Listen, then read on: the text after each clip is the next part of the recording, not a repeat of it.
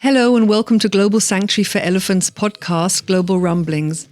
Global Sanctuary for Elephants, or GSE for short, is a non-profit organization with a mission to create vast safe spaces for captive elephants where they are able to heal physically and emotionally, often from very traumatic pasts. I'm your host, Tanja and Mai, and I'll be taking you to the lush jungle of the Mato Grosso region in central Brazil, home of GSE's initial project, Elephant Sanctuary Brazil. Currently home to 5 female Asian elephants, lovingly referred to as the girls. Hello everyone, it's podcast time again. Thanks for tuning in again this week for a new episode. We'll be taking a short break from Pocha and Guillermina unloading after their 5-day trip from Argentina to the sanctuary to catch up on current events which have recently unfolded in the elephant world, more specifically at the Aalborg Zoo in Denmark. So let's head over to Brazil to say hi to Kat and Scott. Hi you two. Hey Nadia. Hey Nadia, how are you doing? I'm fine. Is it raining with you? A little bit. It's been a really, really rainy day. But right now it's tempered off a little bit, but it's lovely. No weather talk. We have been scolded. Well, we have to talk about the weather because, I can't only say that I'm reading about your newsletter and hearing about the rain. I need to hear it as well. Okay, I said in the introduction that we are taking a break from Pocha and Guillermina unloading at the sanctuary because there have been some very, I'll say, disturbing news from Denmark, more specifically from the Aalborg Zoo. So tell us about it. I'm actually going to read their own Facebook post. It was translated by Facebook because clearly it's not in English, but so that I do not go off track, that people know exactly what they said, not us. This is from their Facebook post. It says, "Unfortunately, we had to say goodbye to our 2 elephants. Mai and Tanja were euthanized earlier today. Our matriarch Tanja has, over a long time, been getting worse. We have examined her thoroughly with the help of experts from home and abroad and tried a number of treatments, but unfortunately without results. Parting with her was, therefore, a necessary decision, where the concern for the elephant's welfare weighed the heaviest in a situation where there was no possibility of improvement.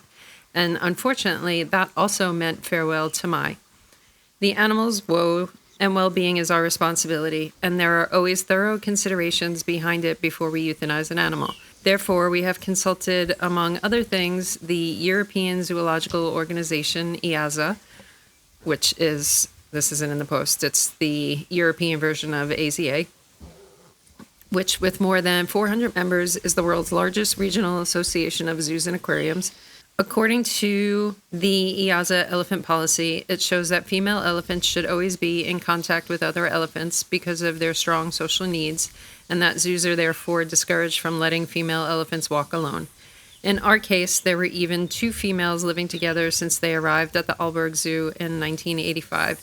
Therefore, we have always been aware that when one of them was no longer here, we would have to say goodbye to the other.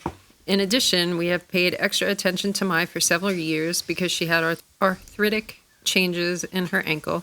So a combination of her health problems and the consideration that she wouldn't have to be alone back in the facility meant that we also chose to put Mai down. Moving Mai to another zoo wasn't a real possibility either, partly because of Mai's health issues and partly because moving and integrating with a new herd would be far too stressful and traumatizing for her. Saying goodbye to Tanja and Mai also means goodbye to the elephants at Aalborg Zoo. The elephant facility, which was originally built in the 1950s and rebuilt in 1991, has worked well for the elephants who have been raised in it, but the facility is no longer time-saving. That's going to be a translation issue. Therefore, we will now start looking at how best we can exploit the area for other species. And that is the end of their post. Well, that's a lot of points to discuss and to pick apart there. You are the expert, so I will try. Maybe you must be the voice of reason, and I did catch up on a few comments in the elephant world.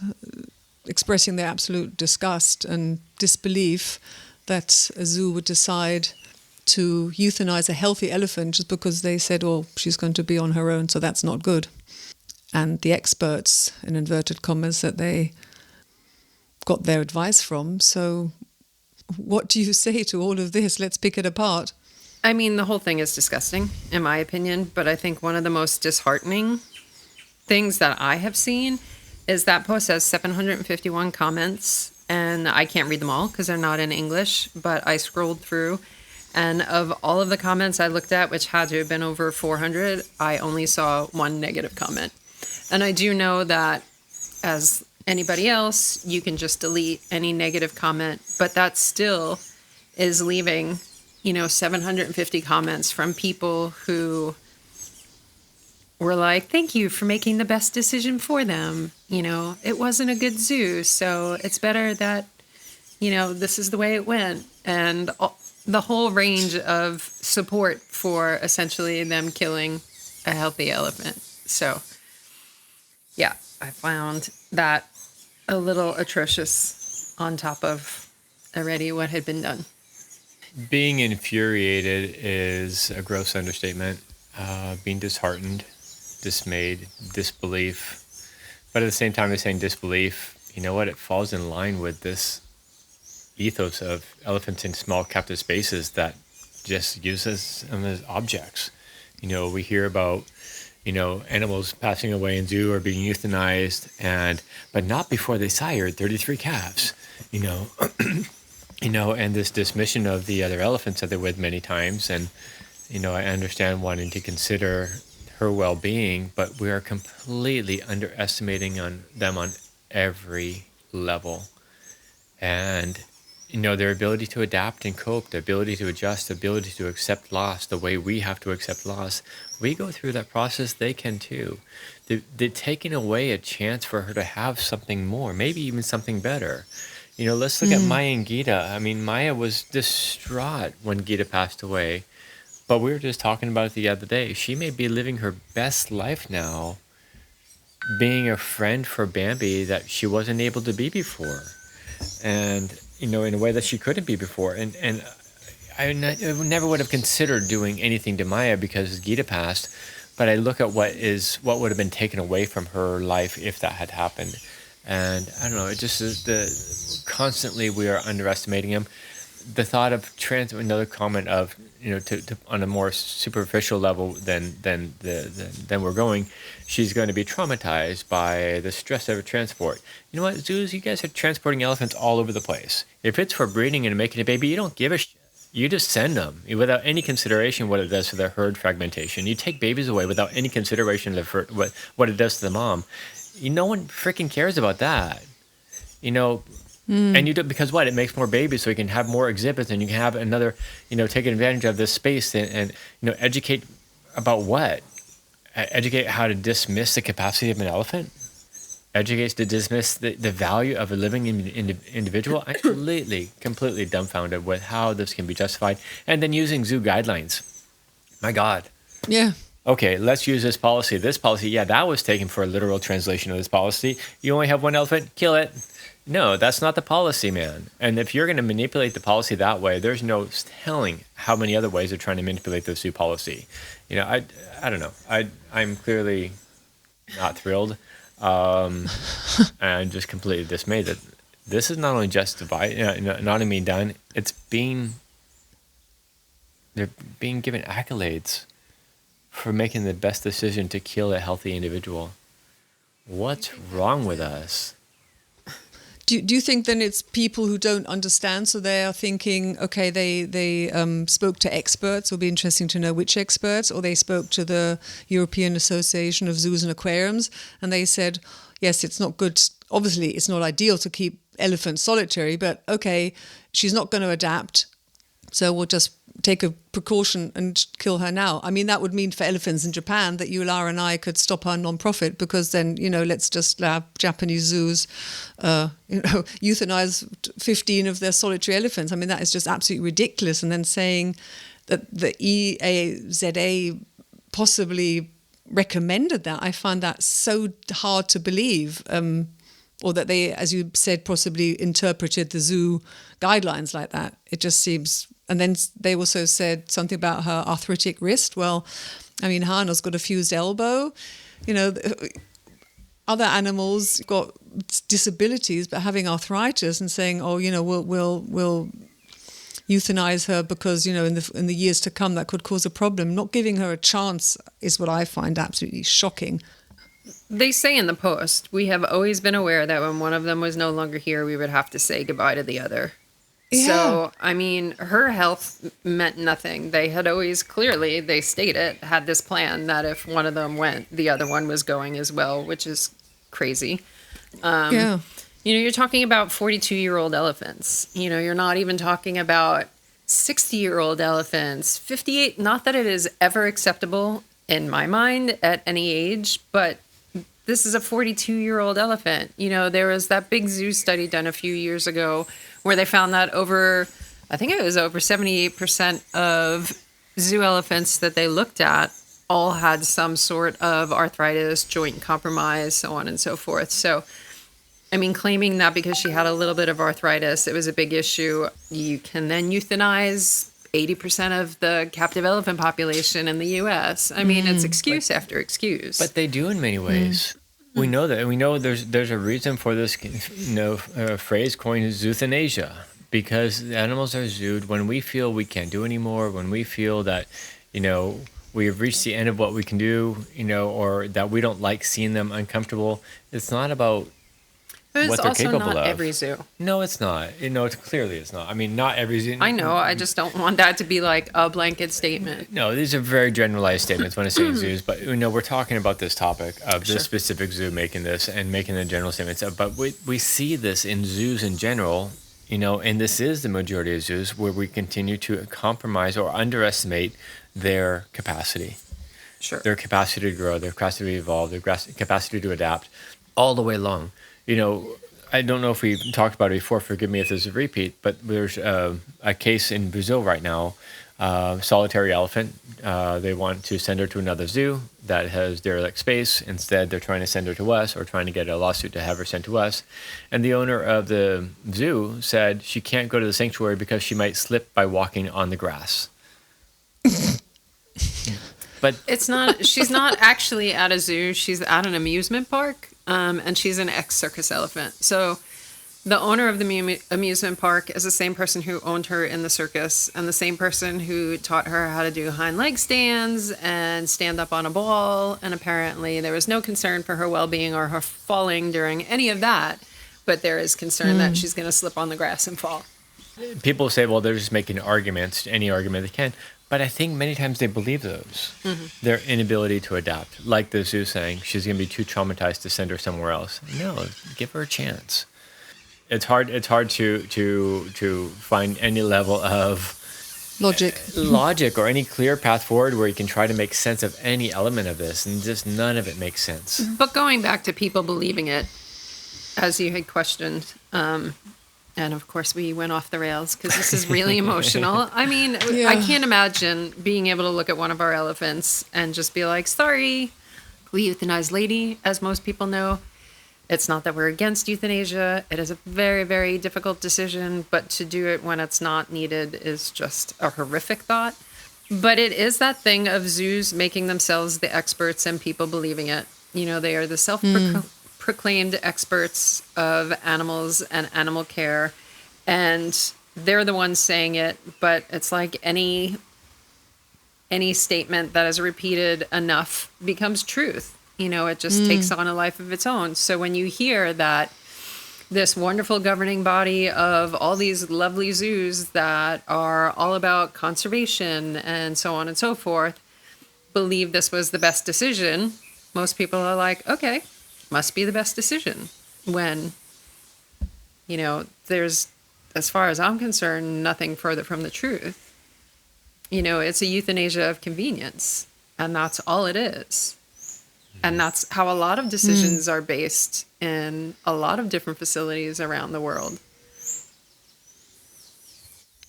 And it also seems very calculated, because you read out that part of the posts where they said for them it was clear as soon as one went, the other one would have to go as well, which is just so crazy. I was thinking, was it possibly finances? They had to euthanize Tanja because she was sick, and so might have an aged elephant on our hands the next 20, 30 years. So we'll just go with reinterpreting the zoo guidelines and euthanizing Mai as well. I don't know. I'm just trying to grasp some kind of logic, but I'm just not finding any. I don't know that there is. And that's the thing. I don't think we can find logic that way. I think it goes back to, again, dismissing their capacity, dismissing their value. As Kat already said, euthanasia are convenience. I don't think it's financial convenience. No, I just think, if she was of breeding age and she had successfully bred, you bet they would have found somewhere to send her. They absolutely would not have euthanized her. It's just her value to them didn't exist anymore. Yeah. So there was no reason to keep her. There are other facilities that they could have approached to see about taking her, and I'm sure that wasn't even a consideration. Like they said, they always thought that once one was gone, the other would have to go, which is nuts. Say it again. It's crazy. And from a PR perspective, sure, they would have actually, if she would have been alive, they would have been having calls right away, finding a new home for her. She can't live alone. There would have been, that whole element to deal with. And I think that the lack of backlash for this horrific decision is less than the backlash they would have had if she was alone, which again is frightening. Yeah. That this is the way, this is our response. This is the public response. But like Kat said, it's the self-proclaimed experts. People give them the benefit of the doubt for knowing best, but knowing best how to sacrifice a healthy individual. And in the U.S., and again, definitely not perfect by any stretch of the imagination. But when they changed the guidelines about needing to have 3 elephants and everywhere needing to have facility for a male, of course, a bunch of places closed their exhibits completely. But you also had facilities that then started to focus on older elephants. You have zoos now in the U.S. that have 3 or 4 total grandmas. And that's all they're going to do. And when they don't have their grandmas anymore, they're probably not going to have elephants at all. There are ways to deal with it. You just don't have a rule, that says nobody can be alone, but then don't have anything in the plans of what happens with your older elephants, what happens with your antisocial, whatever it is that you're going to claim is wrong with your remaining elephant. You have those plans beforehand of what's going to happen with them and where they're going to go. You don't just, again, euthanize an elephant for that. The elephants that come to you from zoos in South America, you are in discussion with the zoos. So the zoos then in South America, but also due to the special legislation that South America did pass about banning elephants in circuses, you're in contact with the zoos. So do you think that the zoo in Denmark or zoos in Europe haven't heard of, for instance, the elephant haven in France? I know they've only got Asian elephants. They haven't got African ones. So disregarding the logic, what they said, as soon as one goes, the other one will have to go as well. I'm just sort of reading the comments of people who were disgusted by the decision. So the elephant haven in France would have been could have been an option, or another zoo. Or do you really think that they are just so closed in their bubble, or some zoos are so closed up in their bubble they just don't see left and right other possibilities? I think after all this time, so many zoos still dismiss the value of sanctuary. Sure, but it's not that they didn't know. No. Elephant Haven has had to fight so much ridiculous legislation, rules, and what have you from EAZA, and it's something that is discussed. I am sure there's probably not a single zoo that does not know they exist. Whether that means anything to them is a different story. They have a whole database of all the zoos. They could have easily looked to see who has who, at what ages, who has availability, so on and so forth. But I still go back to the line where they say, we always knew. which is garbage. That was their plan all along. But they could have done it differently also. We always knew we had to say goodbye, but goodbye is not, let's kill her. Sure. Goodbye is, let's send her to another place where she can, continue to live, potentially her best years. And unfortunately, we have a direct comparison right now because the 2 elephants that were just euthanized they're female African elephants from Kruger National Park. They arrived at 3 years old in 1985, have been together since. Although when you read some of the comments, they talk about them being chained and being chained separately and having a wall between them. Of course, I have no idea how reliable these comments are. They're just from people who say they've been at the zoo, so I'm not sure what their social nature was. In the videos that I've seen from 8 years ago, 5 years ago, the 8 years ago, it's only one elephant. It's actually Tanja by herself. You don't see Mai. And in the other one, you can see both of them, but they're not, it's not like elephants with a super close bond where they're side by side or touching or anything. And African elephants are different, but there's not that it would have been an excuse if they were super bonded, but there's nothing in there that shows they're super bonded. And we just had, unfortunately, Cookie pass away at Buenos Aires Eco Park. And for them, you have Cookie and Poopy, who came from Kruger National Park at the age of 3 years and have lived together ever since. And they're 34. So not a huge age difference. So not a big difference in the amount of time that they've been together. And from what I know, Cookie and Poopy were always together. I've seen photos and videos of them from babies when they first arrived, when they were still being kept with Mara. I've seen them in person a bunch of times. I mean, they're always within seeing distance of each other. And with full access to each other. And I cannot imagine anyone involved with what's going on considering even for a second to euthanize Poopy just because Cookie died. No, the conversation is exactly the opposite of that. Absolutely. The conversation that they're having is, let's get her to the sanctuary as soon as possible to give her a chance to recover in a place that is much more healing for her. Yeah. So it's just, it makes it even that much more absurd that, you have essentially the same situation, if not a closer bond between Cookie and Poopy. And I couldn't in a million years think that anyone involved with their care, the caregivers, the zoo team, I can't think that a single person would have had the thought enter their mind that, we should just euthanize Poopy then. No, not at all. I've never encountered any conversation in any captive environment that we've talked about, any captive group that we've talked about, anybody, captive animal managers that we talked about, who have ever talked on those terms. Irrelevant. So this is new for you as well, with your over 55 years of combined experience. Is this? Yeah, for elephants, yeah.